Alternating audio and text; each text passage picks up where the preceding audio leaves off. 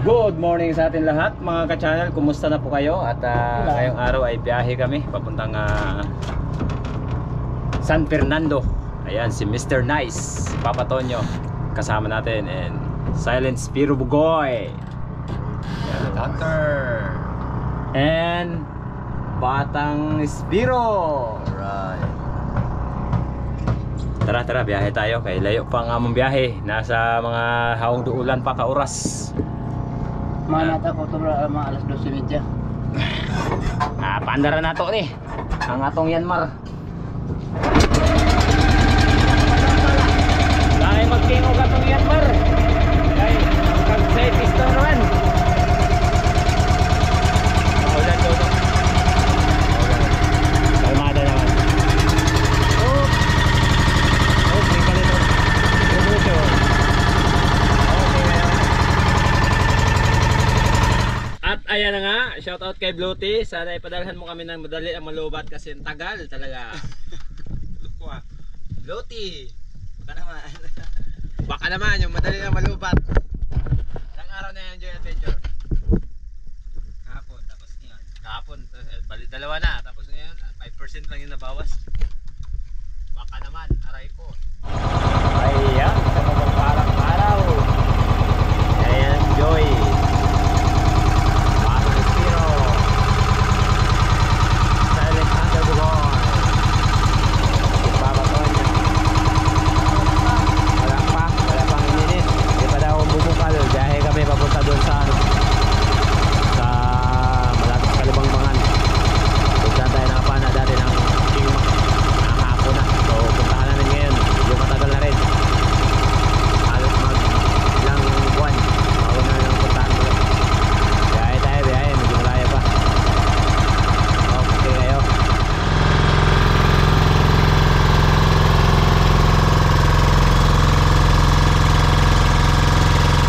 At ayan, nandito na tayo sa spot kung saan tayo mag-dive.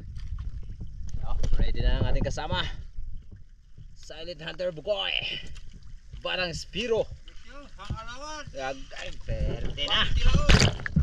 Libre ng alawan silang ga. Og naatay nakalimtan karon larga ha. Daghan kayong gikarga ni Busing pero ang asin wa maapil.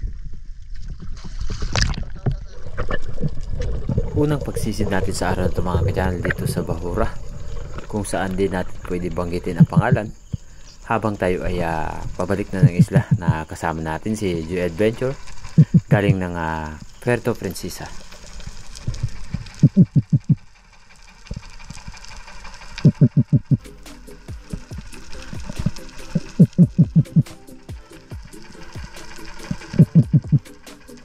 Halos di mapakali yung mga bait kaya nag-dive ako dito at nag-ambush baka sakali na may lumapit, pero hanggang sa ito ay talagang tuluyan na lumayo at yun nga, walang lumapit na mga malalaking isda or mga mamaw.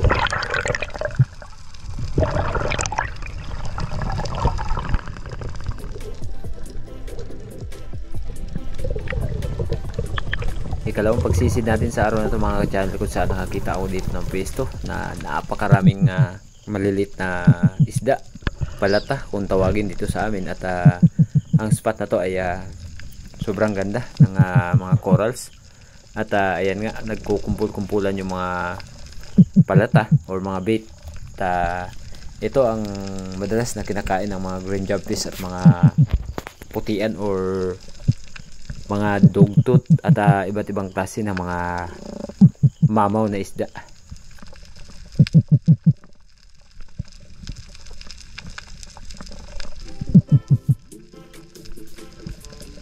May napansin sana tayo isang green jobfish, kunwari ay hindi ko siya napansin.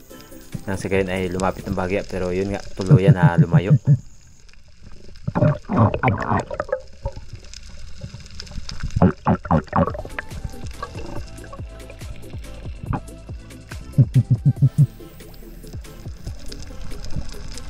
Kahit anong bottom ang ginawa natin, talagang tuluyan na hindi na siya bumalik. Sayang.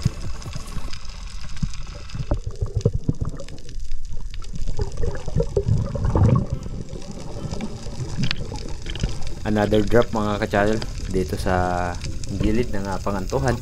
ay may napuna ako na dumaan dito na isang king mackerel. Nag-drop tayo upang i-try kung siya ba ay babalik at hindi mapakali yung mga sulit or dalagang bukid na bilog. Ayan, nabibigla sila, kaya ang ginawa ko abang-abang time, baka sakali na may makita tayo.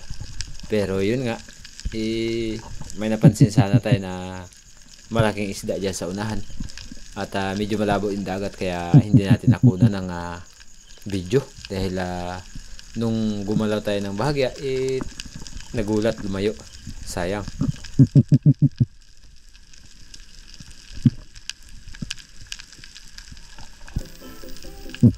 Medyo may katagalan na rin tayo sa ilalim, kaya ang ginawa ko ay umahon muna upang makapag-ipon ng sapat na hangin. Sakto lang nung pag-ahon ko napansin ko na may pumitik at nakita ko dito si Joy Adventure nakapana ng king mackerel or tanigi.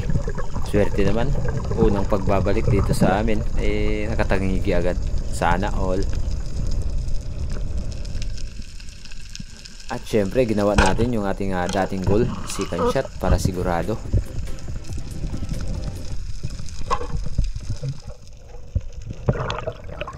Ayos, secure na ang tangigi o king mac ni Joy Adventure.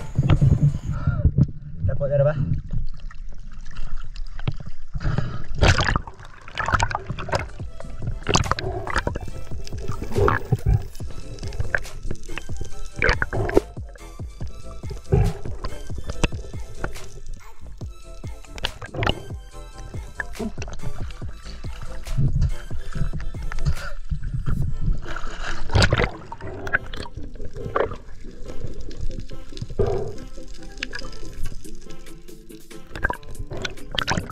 Iba talaga ang pakiramdam kapag may dead body ka, dahil kapag nakapana yung isa ng malaking isda at ikaw ay wala pa at tingin mo na talagang alanganin sa tama, second shot mo na lang.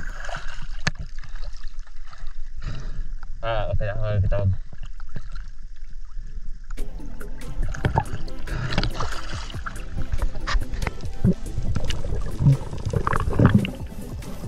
Pagkatapos na masecure ni Joy Adventure at natanggal ko yung aking pana doon sa kanyang isda, ay dito sa unahan nakakita ko ng dalawang green jumpies, kaya ang ginawa ko ay nag-ambush. At ito nga, palapit sa atin yung isang napakalaking green jumpies. Ayan, sobrang lapit, kaya natirahin natin sa pool. Ayun, bula-bula oy.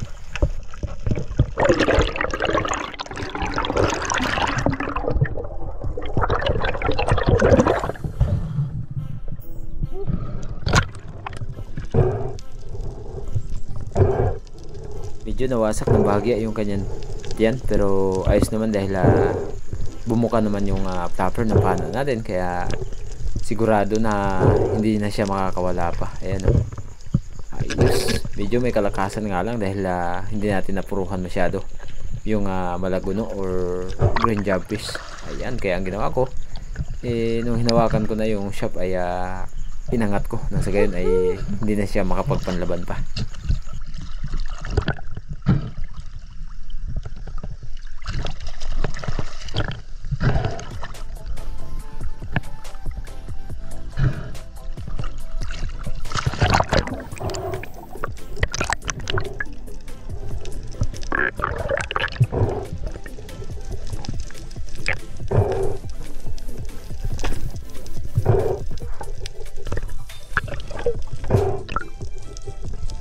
Medyo may kalakihan na rin yung green jumpies na napana natin, kaya pinainggit ko muna kila Papa Tonyo at Joy Adventure. Ayan,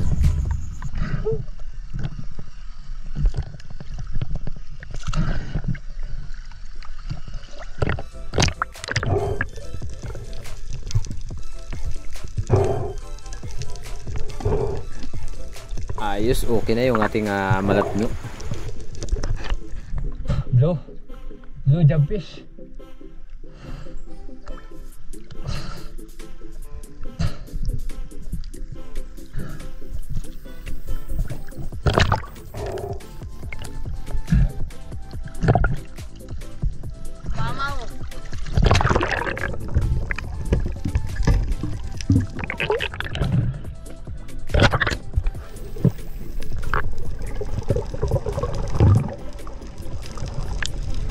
Pagkatapos kong mabigay yung isda ay nag-drop ako dito sa may maliit na buhangin harap ng pangantuhan dahil napakaraming mga bait na nagsidaanan at medyo may kinakatakutan sila.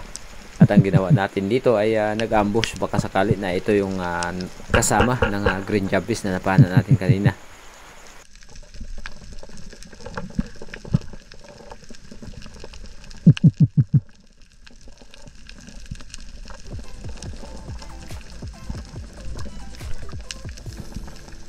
At sa katagalan ay napansin ko na rin na hindi masyadong umaangat yung mga bait. So ibig sabihin kapag ganitong mga sistema na hindi masyadong umaangat yung mga bait ay wala sila sa oras na talagang umaangat para makain or mayroong mga pelagic na naghahan sa kanila.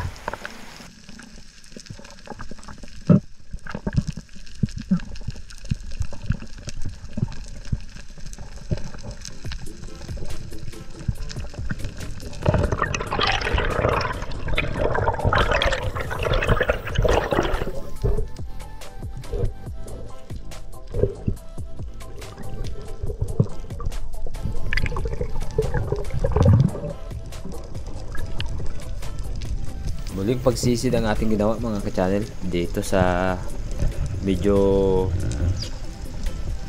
hindi naman gaanong kalaliman at nasa mga siguro 15 or 14 meters yung estimated ko dito dahil talagang estimate lang tayo dahil wala tayong pang dive na relo at syempre nag-iipon tayo nang sa gayon ay makabili tayo ng dive watch. At para malaman natin kung gaano kalalim yung ating sinisisid bawat araw.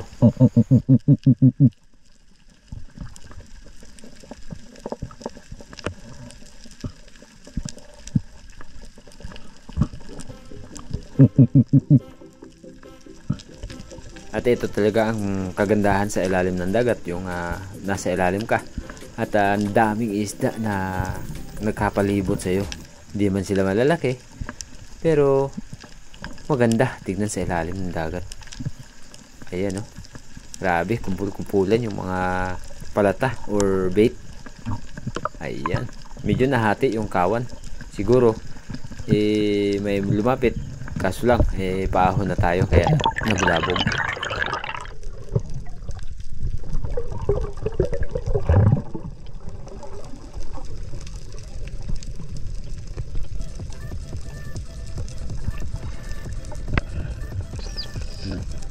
At dito sa bandang unahan ay naabutan ko dito si Batang Espero na nakapana din ng green jumpfish or malaguno. At nag-drop ako dito makasakali na may kasama dahil sumisigaw siya kanina na may kasama daw yung green jumpfish na kanyang napana.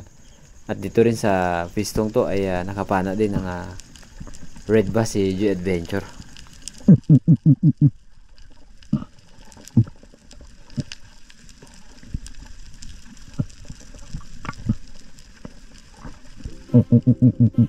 Halos halo-halo na yung mga bait dito. May dalagang bukid na malapad, may dalagang bukid na bilog at iba't ibang klase pa ng ibang isda.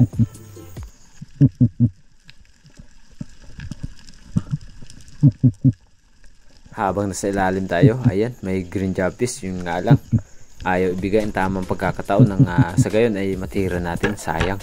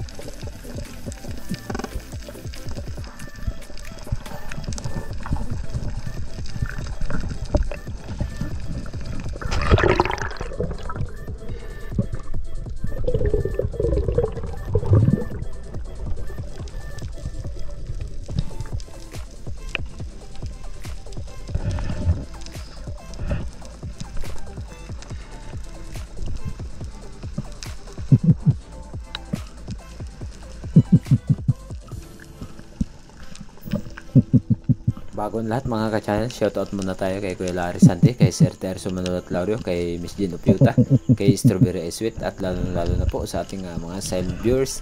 Sana lagi po kayo mag-ingat and God bless po sa inyo lahat. And shoutout po kay Sir Ronnie Boy. Ayun. Ayan mga ka-channel, nakailang bisis na rin tayo sa pagdadive dito, kaya ang ginawa ko, yung iba ay video-video na lang muna dahil natuwa ako dito sa napakaraming mga bait fish or mga palata.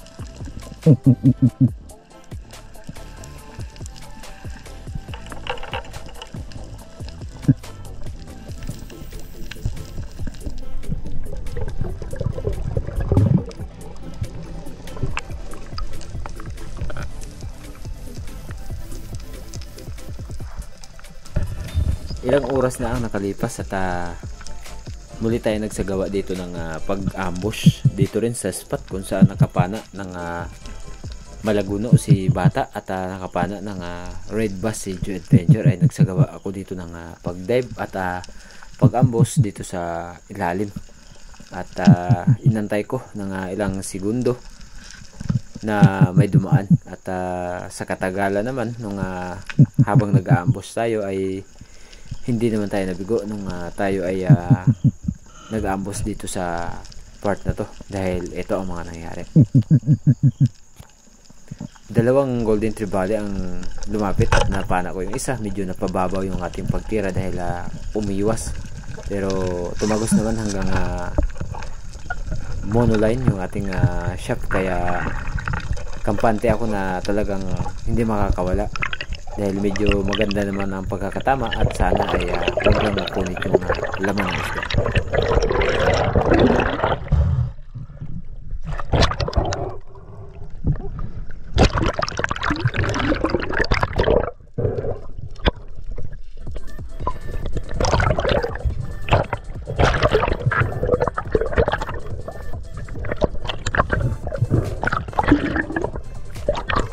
Medyo natagalan tayo bago natin na hawakan yung isda na to dahil yun nga, kagaya na sinasabi ko na talagang hindi masyado napuruhan, kaya medyo nahihirapan tayo dahil napakalakas pa na lumaban o nagpanlaban yung isda.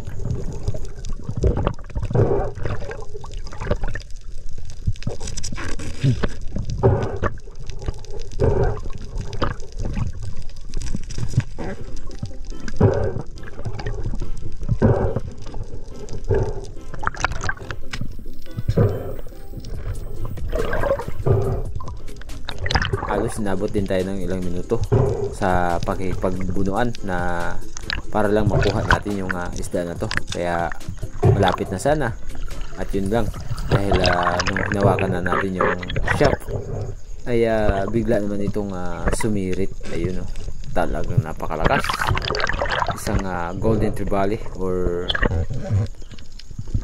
badlun.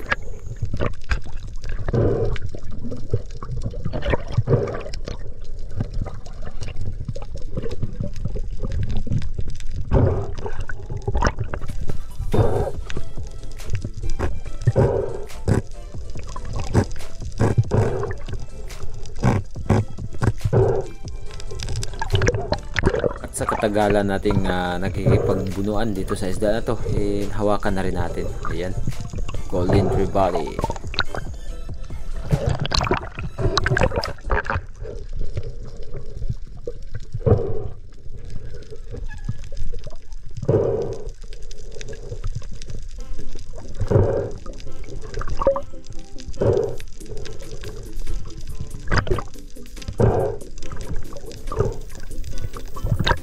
Malaki na rin ang golden trevally na to, nasa mga 6 or 5 kilos.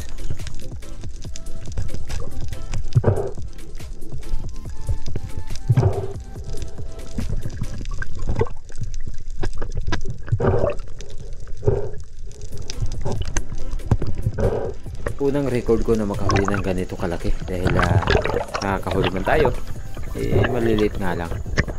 At syempre, ayan, dahil malapit yung bangka, bigyan na natin to.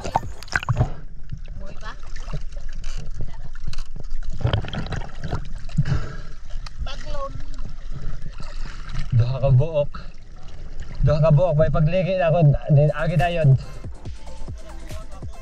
May gani kay da abtad pa pagkablet.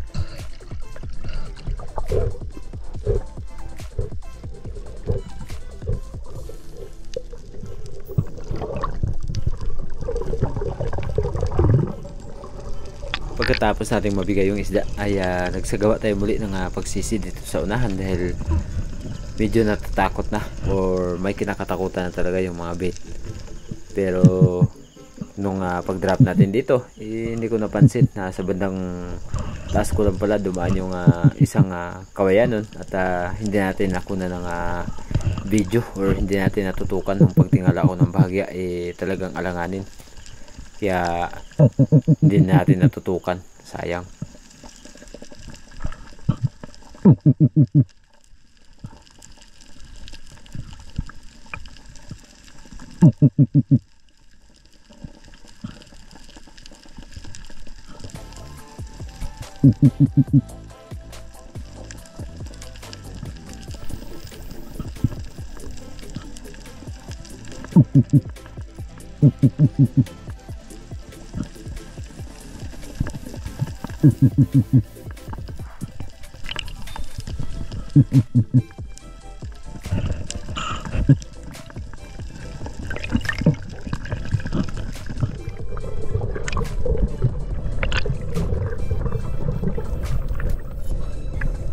Ito ang isa sa pinakamali mga ka-channel, hindi ka pa nakapagpahinga ng maigi nung pagdating mo sa pagsisid.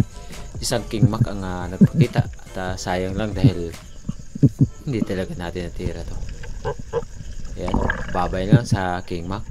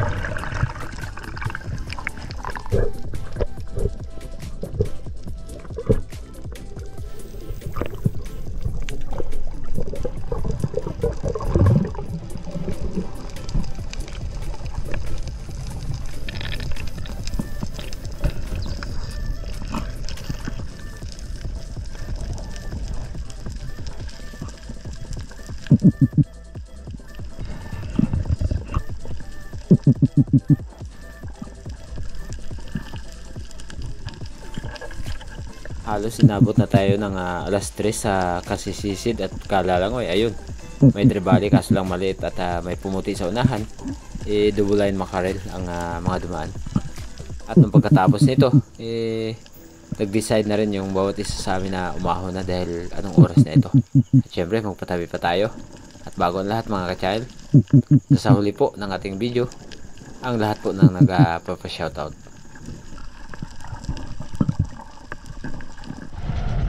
Unang na kami. Yan. Yung aming huli. Aray ko! Aray ko! Namumula! Grabe.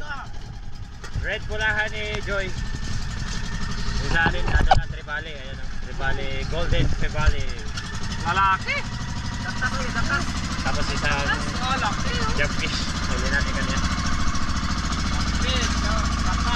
Alright.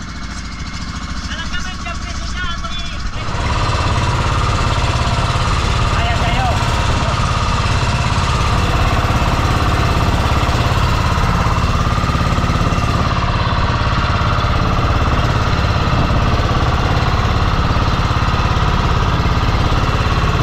Tapos sa araw na ito mga ka-channel ay dumako muna tayo sa ating shoutout kay Tulit Mix TV 6092, Jun Jungay 6459, Felicito Jungay. Shoutout po kay Itache Uchiha, ADR TV, Noel Ulais, Jess Sapanta 5905, Gudo Oliva and Dennis De La Cruz from Naik Cavite, Rodel Cabasag, Orogo Ubanon 3884, Ma'am Rosalyn Ocampo 8033, Isaac Parungaw, Gretchen Copia, Roel Suay Baguio from Antipolo City, Ate Sabina Esguera, JMC Trupang Channel Adventure, Manalo Hayson 7796. Shoutout po kay Antonio Go at sa lahat po ng Go family from Puerto Princesa City. Joel Bios 8455.